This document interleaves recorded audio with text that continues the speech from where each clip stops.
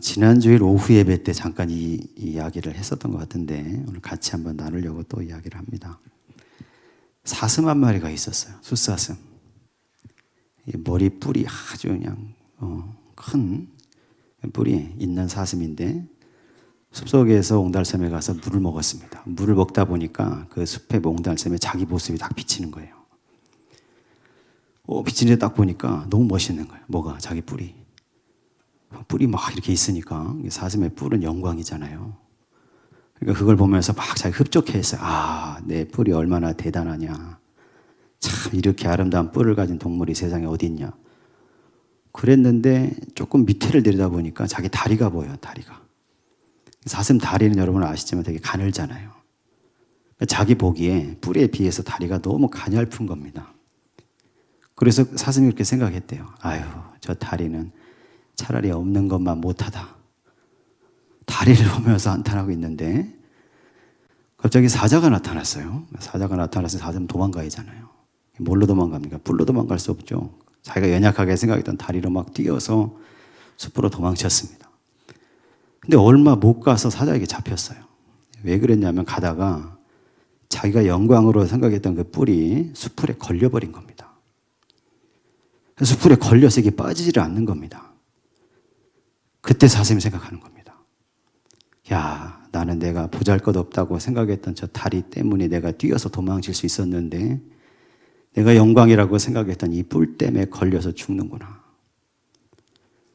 무슨 말씀을 드리려고 하냐면 세상에서 부럽게 생각하고 사람들이 우러러보고 영광의 상징이라고 보여지는 것들을 내가 소유했다고 해서 너무 그것 때문에 자만하고 교만하고 그것 때문에만 기뻐하지 말라는 거예요. 2025년도에는 저와 여러분이 세상이 우러러보는 권세나 명예나 재물만 쫓아서 살지 않게 되시기를 소망합니다. 하나님의 말씀을 붙들고 살아가는 성도들이 다 되시고 내 삶에 연약한 것까지도 다 이유가 있어서 하나님이 허락하셨고 내 인생에 잘 안 되는 것도 다 하나님의 뜻이 있어서 허락하셨다. 여러분 그 사실을 기억하시고 있어도 감사하시고 없어도 감사하시고 잘 돼도 안 돼도 감사할 수 있는 그런 참된 믿음의 사람들이 다 되시기를 주의 이름으로 간절히 축원합니다. 오늘 사사기에 여러분 삼손의 이야기를 잠깐 우리가 읽었는데 여러분 사사기에 나오는 삼손 이야기 굉장히 길게 나와 있습니다. 13장부터 16장까지 쭉 걸쳐서 삼손 이야기가 쭉 나오는데 여러분 삼손은 뭐가 생각이 나세요? 힘이 힘. 엄청난 괴력의 소유자. 그래서 보통 아이들 가르칠 때 보면 삼손은 막 영웅처럼 막 그려집니다. 근데 여러분 사사기에서 13장부터 쭉 삼손 이야기를 쭉 읽어보면 사실 삼손이 영웅이 아닌 것 같아요. 제가 볼 때. 삼손은 맨 처음에 어떻게 태어나냐면 원래 자기 엄마가 아이를 잘 못 낳는 여자였어요. 아빠 이름이 마노아인데 아이를 못 낳고 두 분이 부모님이 이제 나이를 많이 먹은 겁니다. 그때 하나님의 천사가 하나님의 사자를 보내셔서 천사가 사람의 모양으로 나타난 겁니다. 마노아에게. 그래서 자기 아내에게 아들이 있을 거라고 막 얘기하는 거예요. 근데 삼손이 사자가 뭐라고 얘기하냐면 그 아이는 태어날 때부터 구별된 나실인이라는 거예요. 나실인. 그러니까 너도 물론이고 태어날 아이도 물론이고 포도주나 독주를 먹거나 마시지 말고 부정한 것에 손도 대지 말고 먹지도 말고 그리고 삭도를 그 머리에 대지 말라는 겁니다. 삭도가 뭡니까? 머리를 미는 칼이잖아요. 그때는. 머리를 자르지 말라고, 머리카락을 자르지 말라고 얘기한 겁니다. 이게 나실인의 규례죠. 구약의 나실인 보면 나실인 세 가지를 지켜야 되잖아요. 포도주, 독주를 먹고 마시지 말고 부정한 것에 손대지 말고 삭도를 머리에 대지 마라. 왜? 그 사람은 하나님께 드려진 사람이기 때문에 나실인이기 때문에 하나님의 완전한 소유라는 겁니다. 자기 마음대로 할 수 없다는 거예요. 삼손은 태어날 때부터 그렇게 나실인으로 하나님의 선택된 사람이었습니다. 근데 여러분이 이제 성경 읽어보면 아시겠지만 그 삼손이 태어나서 성년이 되기까지 그리고 성년 이후의 삶 쭉 읽어보면 삼손은 나실인처럼 살지 않습니다. 물론 머리카락은 자르지 않았어요. 계속해서. 나머지 살아간 모습을 쭉 보니까 이건 나실인이 아니에요. 어렸을 때부터 들었겠죠. 부모님한테. 너는 하나님이 선택해서 나실인 성별된 사람이다. 그렇게 말은 들었겠지만 삼손은 계속해서 뭘 따라 살아가냐면 자기 눈이 보기에 좋은 대로 자기 욕정, 정욕을 따라 살아갑니다. 그래서 삼손이 나이가 들었을 때 자기 부모님께 막 졸라댑니다. 왜? 딥나라는 블레셋 지역에 내려갔는데 거기 보니까 웬 여자가 눈에 보이는 거예요. 너무 아름답게 생겼어요. 내가 저 여자와 결혼하겠다는 거예요. 이스라엘 사람이, 그리고 나신이로 성별된 사람인데 그걸 알면서도 자기 정욕이 요구하는 대로 자기 눈에 보기에 좋은 대로 딥나에 살고 있었던 블레셋 한 여인과 자기가 결혼해야 되겠다는 거예요. 그러면서 쫙 주장을 하니까 부모가 어쩔 수 없었어요. 마누아가 같이 가서 이제 결혼잔치를 합니다. 혼인잔치를 하게 돼요. 근데 그때 혼인잔치에서 삼손은 자기가 수수께끼를 냅니다. 내기 수수께끼, 그것도. 그 잔치를 하는 데 있어서 이스라엘의 어떤 규례와 율법과 율례를 따라서 결혼한 게 아니고 블레셋 사람들이 하는 방식을 따라서 결혼식을 진행합니다. 7일 동안 잔치하면서 블레셋 청년 중에 30명이 그들의 전통을 따라서 신랑의 친구로 다 와 있었어요. 근데 이 사람들과 잔치 동안에 할 일이 없으니까 내기를 한 거예요. 수수께끼를 가지고. 그러면서 만약에 내가 수수께끼를 낼 텐데 이걸 맞추면 내가 너희에게 베옷 30벌, 겉옷 30벌을 한 사람씩 주겠다는 거죠. 틀리면 너희가 나에게 30벌씩 달라는 겁니다. 그 내기를 했는데 내기 문제가 뭐냐면 자기가 딥나로 왔다 갔다 하는 중에 사자를 한 마리 죽인 일이 있습니다. 포도원에서. 근데 그 다음에 가다 보니까 그 사자에게 벌들이 모여 있고 벌집이 있고 거기 막 벌꿀들이 막 있는 거예요. 그래서 삼손이 그걸 맛있게 따서 먹고 자기 부모님께도 갖다 줬어요. 근데 그 일은 아무에게도 얘기하지 않았습니다. 그걸 문제로 내는 겁니다. 먹는 자에게서 먹는 것이 나오고 강한 자에게서 단 것이 나왔다. 이 먹는 자 먹는 것, 이 강한 자 단 것, 이게 뭐냐는 거지. 이거 맞춰보라는 거예요. 자기밖에 모르는데 블레셋 사람들이 어떻게 맞춥니까? 혼인잔치에 왔던 그 30명이 방법을 찾아보려고 막 애쓰다가 안 되니까 삼손하고 결혼한 그 여인을 한쪽으로 불러다 놓고 협박하는 겁니다. 네가 삼손을 꼬드겨서 그 답을 알아서 알려달라는 겁니다. 그렇지 않으면 너와 너의 가정을 다 불태워 죽여버리겠다는 거예요. 30명이 협박하는 거죠. 그날부터 이 새 신부가 삼손과 같이 있을 때 자꾸 졸라요. 그거 알려달라는 그거를 제발 좀. 그래서 삼손이 어쩔 수 없이 알려줬죠. 근데 그것을 블레셋 사람들이 알게 됐고 잔치의 마지막 날 그 수수께끼의 답을 블레셋 사람들이 맞추게 됩니다. 그 일 때문에 삼손이 화가 났어요. 막 분노가 났어요. 나실인인데 온갖 부정한 것 그리고 먹고 마시고 다 먹고 그리고 자기에게 그렇게 수수께끼를 맞췄다고 자기만 아는 걸 맞췄다고 자기 아내를 통해서 알아냈다고 막 화가 나가지고 그러나 수수께끼 내기를 했으니까 어쩔 수 없이 다른 곳에 가서 블레셋 사람들 30명을 쳐 죽이고 그들의 옷을 뺏어다가 그 30명에게 주고 막 씩씩거리면서 자기 집을 이스라엘로 돌아가 버립니다. 그 자기 아내하고 그리고 자기 장인은 남았잖아요. 이 딥나에 있었던 이 사람들이 삼손이 화내면서 갔으니까 이건 파혼이라고 생각한 겁니다. 그 딸을 그 장인이 자기 딸을 그 아내를 다른 블레셋 사람에게 시집 보내버립니다. 삼손이 화가 누그러지고 다시 간 겁니다. 거기를 그 여자가 생각이 나 다시 갔는데 보니까 자기 아내로 맞아들였던 그 여자가 다른 사람 아내가 돼 있고 장인이 그렇게 얘기하니까 또 막 분노가 치밀었어요. 삼손이. 그래서 어떻게 하냐면 여우를 300마리를 잡아서 2마리씩 꼬리를 묶습니다. 150쌍이 되잖아요. 그 꼬리 묶으면서 횃불을 달고 불을 붙여서 블레셋 지역으로 막 쫓아버렸습니다. 그 당시에 미리 익어서 추수해야 될 때가 됐는데 여우들이 날뛰니까 어떻게 됩니까? 밀밭에 다 불이 붙어 타버린 겁니다. 포도밭으로 내보내 포도밭도 다 타버렸고 감람나무도 다 태워버렸어요. 블레셋 사람들 그 주변에 살던 사람들이 화가 났겠죠. 자기들이 경작해서 먹고 살아야 밀을 다 태웠으니까 누가 한 일이냐 알아보니까 삼손이 한 일이고 그 사정들을 알게 된 겁니다.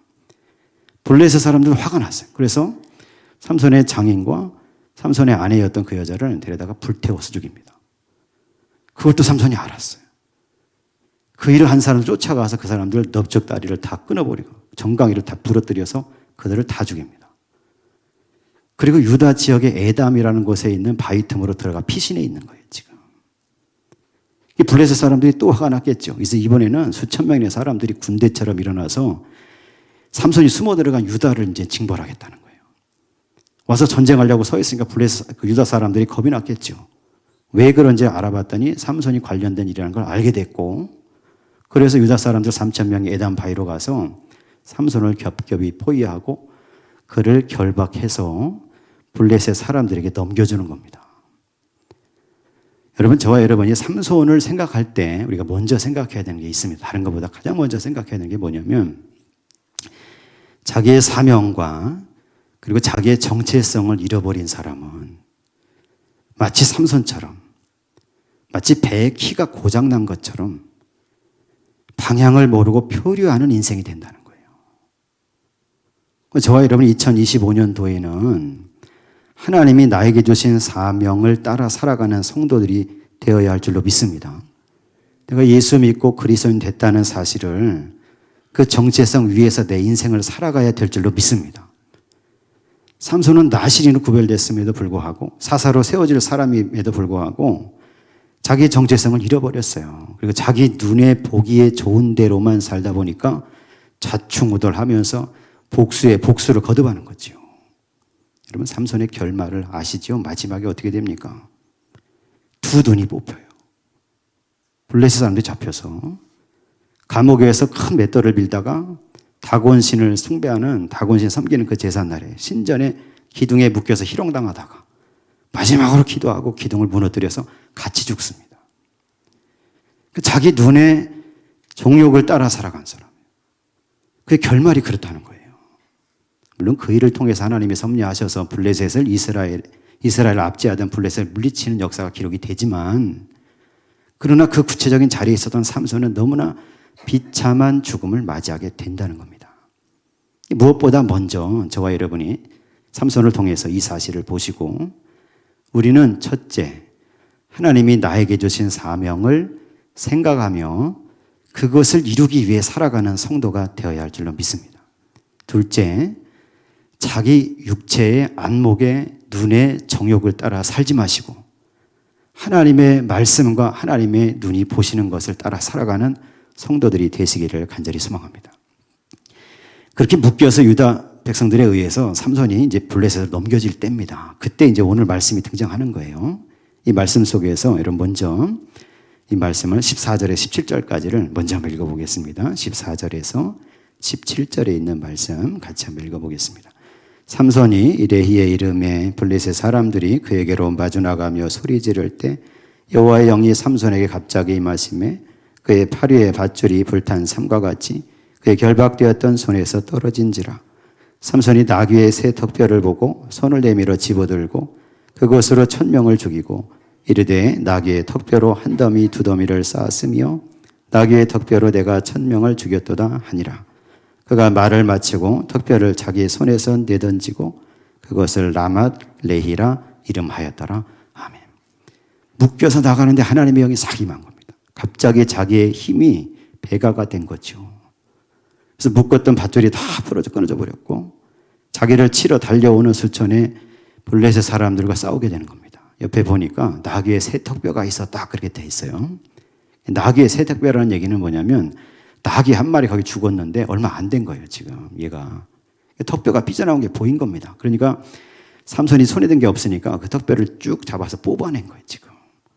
그 턱뼈를 가지고 오는 블레셋 사람들을 치기 시작했는데 1,000명의 사람을 죽였다는 겁니다. 1,000명한테 생각을 해보시죠. 막 마주 달려와서 한 명 죽여 싸기 시작했는데 두 무더기가 된 거예요. 시체 무더기예요, 이게 지금. 블레셋 사람 시체 무더기. 그 사람들 달려오던 공격하던 사람들 1,000명을 다 죽이고 나서 이제 더 이상 공격하는 사람이 없을 때 그때 보니까 두 무더기가 이루어진 거예요, 자기 앞에. 그때 비로소 턱뼈를 내던지면서 삼손이 한 얘기가 뭐냐면 라마레히다 이렇게 얘기했던 라마레히. 이 라마레히가 무슨 뜻이냐면 턱뼈의 산이다 그런 얘기예요. 왜 턱뼈의 산이라고 얘기했냐면 오늘 말씀 16절에 나오는 것처럼 나귀의 턱뼈로 한 더미 두 더미를 쌓았으며 나귀의 턱뼈로 내가 1000명을 죽였도다. 그런 겁니다. 이게 무슨 얘기냐면 삼손이 지금 내가 얼마나 대단한 사람인지를 자기 스스로 얘기하는 겁니다. 지금 생각을 해보십시오. 턱뼈는 조그맣잖아요. 한 25cm 정도 된다 그래요. 다 합치면 그걸로 1000명을 죽일 수 있는 무기가 안 됩니다. 그 사실은 삼손이 자기 힘으로 이 사람들을 무찌른 게 아니고 하나님의 영이 임해서 하나님이 그의 손과 함께 하셔서 그런 일이 벌어진 겁니다. 근데 삼손이 보기에는 이 조그마한 턱뼈로 내가 1000명이나 되는 블레 사람들을 무찌르는 대단한 일을 했다는 겁니다. 지금 16절에 내가 그랬다. 내가 라말레이다. 두 무더기다. 턱뼈의 무더기다. 이러면서 그 사실을 외친 겁니다. 근데 그때 여러분 이어지는 말씀에 보면 삼손이 엄청난 기갈과 목마름을 느껴요. 여러분 그 말씀 마지막으로 읽어보겠습니다. 18절과 19절에 있는 말씀만 한번 읽어보겠습니다. 18절과 19절입니다. 삼손이 심히 목이 말라 여호와께 부르짖어 이르되 주께서 종의 손을 통하여 이 큰 구원을 베푸셨사오나 내가 이제 목말라 죽어서 할례 받지 못한 자들의 손에 떨어지겠나이다 하니 하나님이 레히에서 한 우묵한 곳을 터뜨리시니 거기서 물이 솟아 나오는지라 삼손이 그것을 마시고 정신이 회복되어 소생하니 그러므로 그 샘 이름을 엔학골이라 불렀으며 그 샘이 오늘까지 레히에 있더라. 아멘.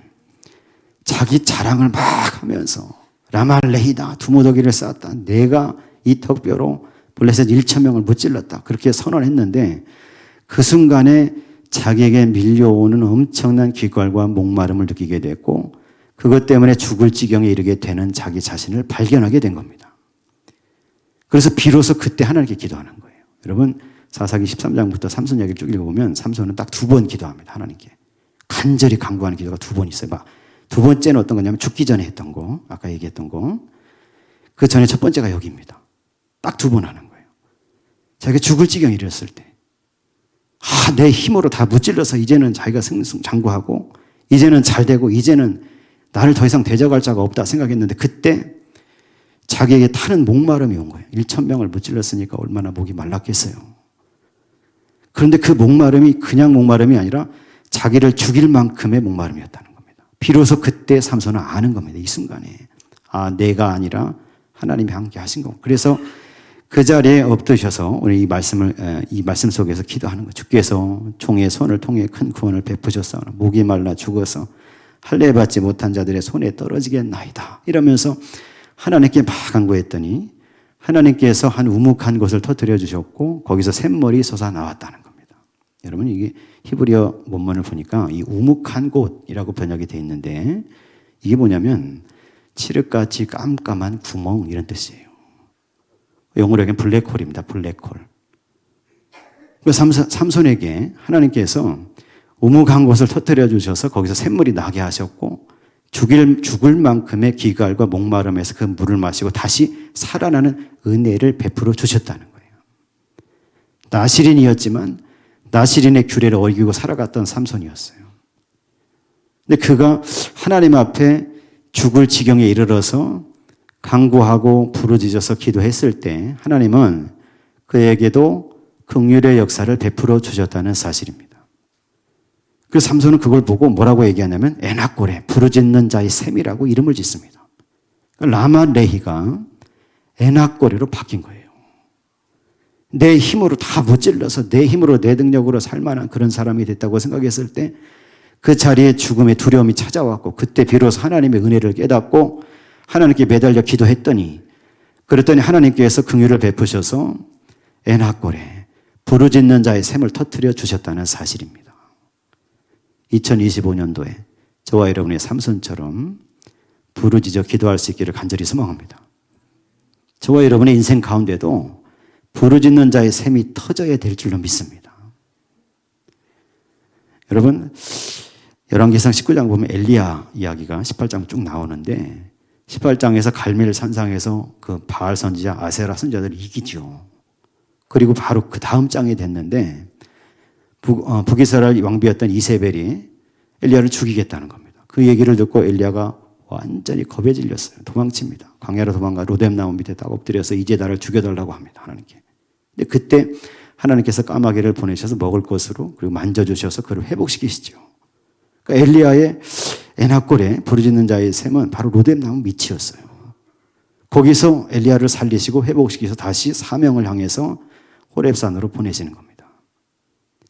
저와 여러분이 인생을 살면서 우리 한 해를 이제 살아갈 때 삼손과 같이 내 힘을 따라 내 능력과 내 뜻을 따라 살다가도 어디엔가 부딪혀서 이제는 죽을 수밖에 없구나 그런 상황 가운데 떨어졌을 때 여러분 그때도 하나님은 우리를 보고 계시고 긍휼의 사랑으로 역사하시는 분이시라는 사실을 기억하게 되시기를 간절히 소망합니다. 그때 부르짖어 기도할 때 무릎 꿇어 기도할 때 하나님 은혜를 베푸셔서 저와 여러분의 삶 속에도 이 샘물의 역사 우무한 곳을 터뜨려 주시는 그 은총의 역사가 임하게 될 줄로 믿습니다. 여러분 가수 윤복희 씨를 아시죠? 연세가 지금 많이 드셨는데 윤복희 씨가 부른 노래 여러분 노래 아시잖아요. 그 노래를 어떻게 짓게 됐냐면 그분이 이혼을 했을 때입니다. 이혼을 하고 자기 오빠 집에 갔어요. 오빠가 누구냐면 윤한기 목사님입니다. 이분이 유명한 가수, 복음성 가수이면서 작곡가예요. 그 집에 와서 자기 동생이 와서 있는데 이혼하고 나서 너무 상심해서 안 먹는 거야 아무것도. 죽겠다는 거죠. 막 먹으라고 막 얘기하면서 윽박도 질러보고 막 고슬러도 보고 했지만 소용이 없어요. 윤한기 목사님 사모님이 그러면 금식을 한번 해보자 그랬다는 거예요. 그래서 윤한기 목사님 자기 동생을 위해서 금식합니다. 기도하면서. 사흘 금식했을 때 그때부터 먹더라는 거예요. 윤복희 씨가. 그 사흘 동안 금식하다가 하나님께서 자기에게 갑자기 감동을 주셔서 노래를 하나 짓게 된 겁니다. 작곡을 한 거예요. 그 노래가 여러분이라는 노래의 작곡입니다. 거기다가 윤복희 씨 가사를 입혀서 그 노래를 부르면서 윤복희 씨가 살아난 겁니다. 그래서 국제찬양대에 나가서 어떻게 합니까? 거기서 대상을 탔죠. 그래서 유명한 노래가 됐잖아요. 그 가사 중에 보면 그런 가사가 나오죠. 내가 만약 외로울 때 누가 나를 위로해 주지? 물어보잖아요. 그러면서 네가 만약 괴로울 때면 내가 위로해 줄게. 그러면서 자기가 자기 스스로 막 치유하는 거예요. 거기서. 저와 여러분이 2025년 새해를 살아가면서 하나님께서 저와 여러분을 만지시고 치유하시는 이 에낙골에 부르짖는 자의 샘에 터지는 역사, 그 은혜 속에서 저와 여러분이 새 힘을 얻고 회복되는 은총의 역사가 임하게 되시기를 간절히 소망합니다. 요한복음 4장 수가성 여인에게 예수님 찾아가셔서 말씀하셨죠. 이 우물을 마시는 자는 다시 목말라서 와야 되지만 내가 주는 물을 마시는 자는 그 속에서 영생하도록 솟아나는 샘물이 될 것이다 말씀하셨죠. 저와 여러분이 아멘으로 그 말씀 받으시고 우리가 기도할 때 하나님 나를 붙잡아 주셔서 나 인생에도 에낙골의 샘물에 터지는 역사가 있게 하시고 나의 생명과 심령과 인생이 회복돼서 하나님을 찬송하며 주의 뜻을 따라 사명을 따라 살아가는 성도가 되게 하여 주옵소서. 간구하시고 그 믿음의 역사를 이루어가는 복받은 성도님들이 다 되시기를 예수 그리스도의 이름으로 간절히 축원합니다.